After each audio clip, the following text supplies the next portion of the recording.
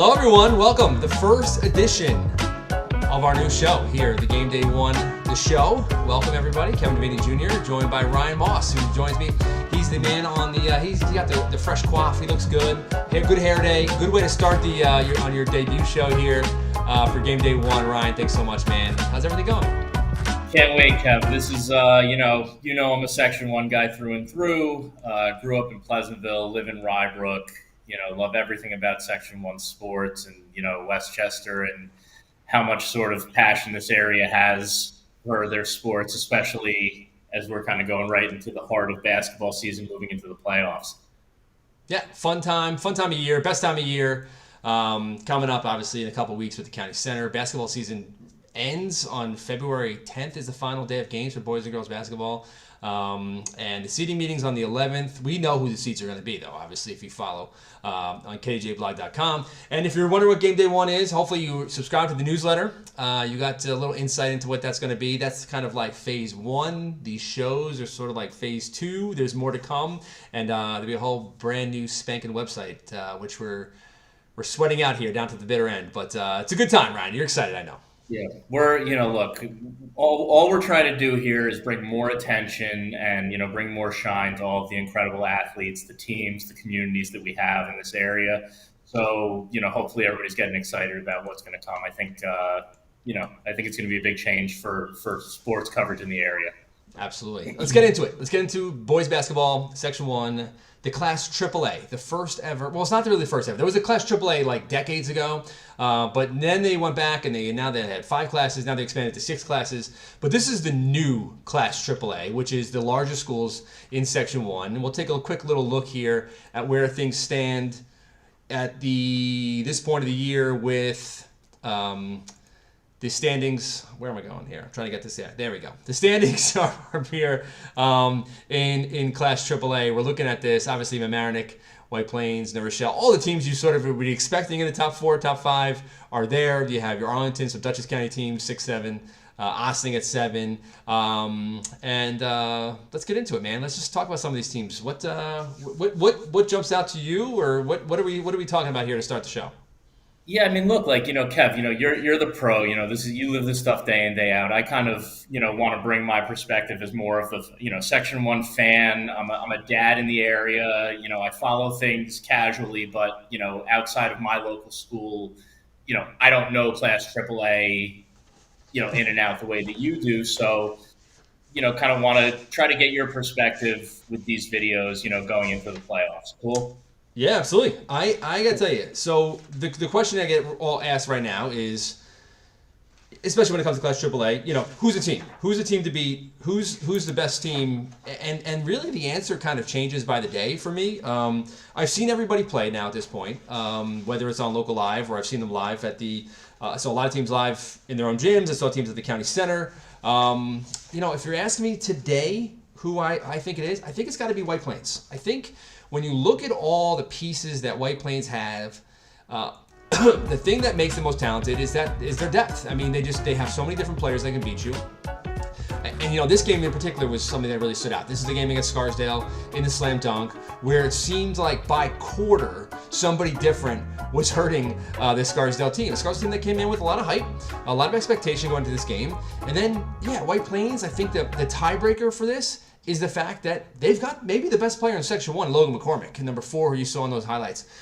Just a terrific all-around talent. People last year went to the slam dunk and watched White Plains play. It was a great triple header. It was White Plains played, Mount Vernon played, and then you had the Iona Prep step in that game at night. So people got to see all 3 teams sort of in a row, or 4 of those teams in a row in 3 games.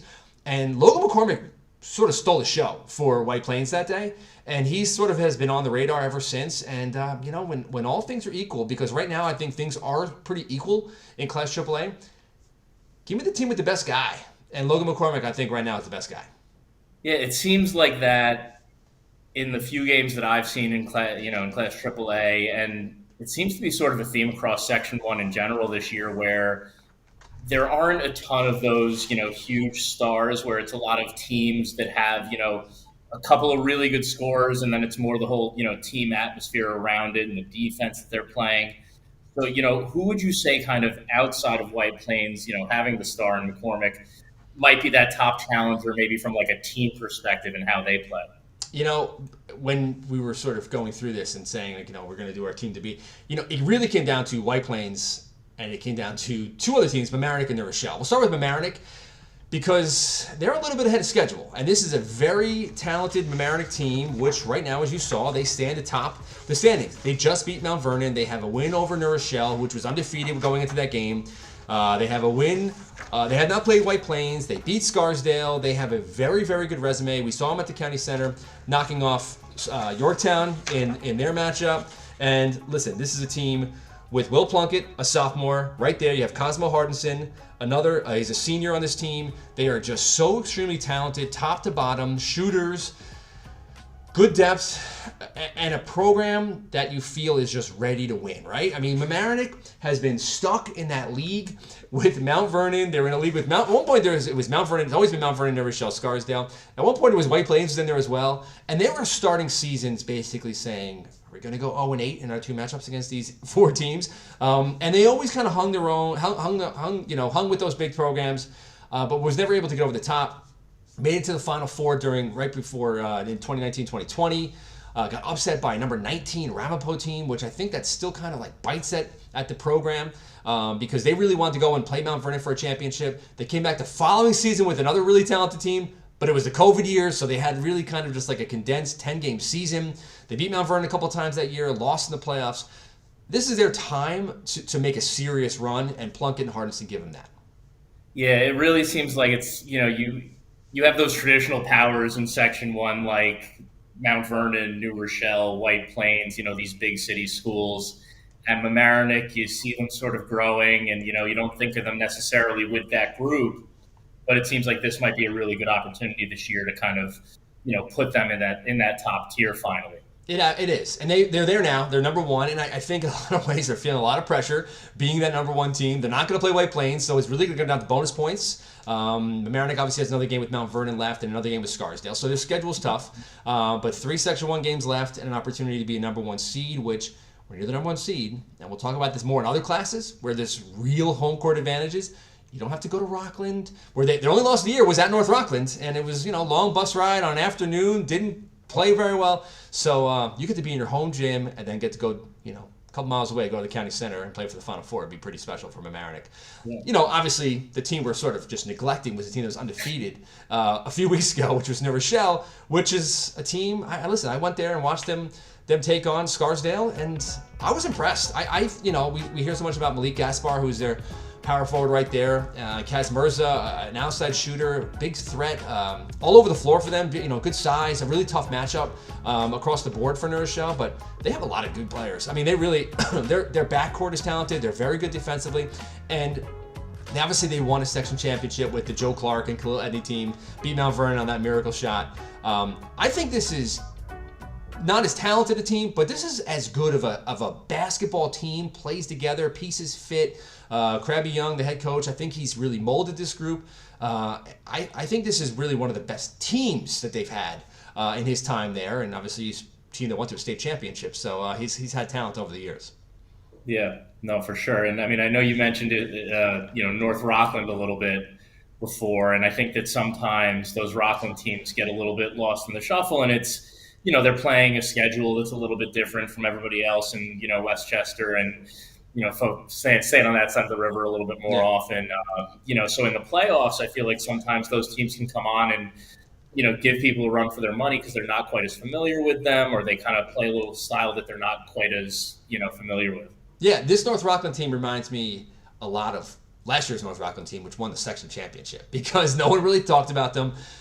Suffered some losses in the regular season. They bring back Elijah Barclay, who's extremely talented. And this is a team that last year I feel like they didn't just get over the hump for a group of seniors that was talented and building for this. This was like a program that got over the hump, and once they won the gold ball once, it could sort of be contagious, especially at the highest level. We've seen Mount Vernon, have that contagiousness for decades. But they're a program that I feel like last year, this group, and they sort of, their mind is right in North Rockland. The road is just going to be tough. They might have to play Mount Vernon and then have to, go through Mamaroneck and then either White Plains or New Rochelle in the championship if they're going to repeat. But I wouldn't put anything past North Rockland. No, not at all. And I think that, I think sort of the key thing here that we're seeing is just such depth of quality and talent kind of in this class. And, from 1 to 5, it seems like really any of these teams could win it. I mean, maybe even, somebody could sneak in there from, the 6 or 7 seeds like in Arlington. But, yeah, this seems like a pretty wide open field right now. Yeah, it is. Ossining, I think Ossing's got amazing talent. Asher Court is as good as a player as there is in the section. They've got size. They're a team that sort of has came together a little late in the preseason. Some transfer things, and they're a team that's going to just be a dangerous team. But listen, do you really want to open up the bracket on bracket day and see that you have to go through Mount Vernon, even if they're coming to you? This Mount Vernon team, I'm going to tell you. I think in a lot of ways, what's happened with Mount Vernon is, listen, they've lost. They lose Mamaroneck. They lose to New Rochelle at home. They've lost some games. They're still Mount Vernon. Just remember that. And they're a team, listen, Nate Edwards, number 3 here, he is terrific. They have a very talented guard in Tavian Tyler, who's, he played a little second fiddle last year. To the guards, the talented senior guards they had last year. He's going to figure it out. He's going to become a better shooter, had a really tough shooting game, the game I saw him at Mamaroneck here. Got a little friendly role on that one. But I tell you, Mount Vernon, I want no part of them. And in some ways, they're sort of sitting at the 4-5 spot. And if you're Mamaroneck, yeah, you want to be the number 1 seed. But man, County Center, it's going to be on the Wednesday. You really want to play the Mount Vernon Knights in their building, really, to play for a championship, not fun. I feel like that jersey alone is just worth a certain amount of points at the County Center. It is. I saw them play against Yorktown early in the season, and obviously, I think when you don't have the experience of what you've seen throughout the season now to sort of compare, I was a little surprised to see Yorktown hang with them and beat them early in the season. But, curious where you've seen Mount Vernon kind of come from that beginning part of the season to now. Amazing growth. They're a team that's always going to get better. They probably are the program that improves them in TZ, and they have a lot of championships to sort of back up my claim here. They're the team that from preseason practice to County Center improves dramatically. And the only other team I'd really ever put in that is Poughkeepsie. Cody Moffitt does such an unbelievable job of nurturing his group and getting better and installing things late. And Mount Vernon figures things out. Bob Semino's the best to ever do it for a very good reason. Let's take one more final look before we close the show. On our standings, Mamaroneck, as we said, number 1. They have a matchup with Mount Vernon still to play on Friday. That game will be on Local Live. It'll be at Mount Vernon. Mamaroneck also still has Scarsdale. White Plains, New Rochelle, I believe they have one more matchup against each other. And all these teams, as you look, they have a max of 20 games. So most of the teams have 4, to 6 or 7 games left. It looks like it's going to be a 9-team tournament because I don't believe Port Chester and Ramapo are going to qualify. So 9 teams, 8 plays 9. It's a nice, clean tournament. It's probably the best part of the 6 classification. You don't get, well, at least not in Class AAA, you don't get like these 20-team tournaments, which is. I was literally just about to say that as much fun as getting your occasional like 15 versus 2 upset and throwing the bracket into shambles. I think those are more fun in the NCAA tournament. I think for my Section 1 basketball, I like to see the best 4 teams at the County Center. So I feel like in Class AAA, things are lined up a little bit more to potentially get you there. They are. Ryan, thanks so much, man. Let's do this again. No, this was awesome, Kev. Thanks for having me. No problem.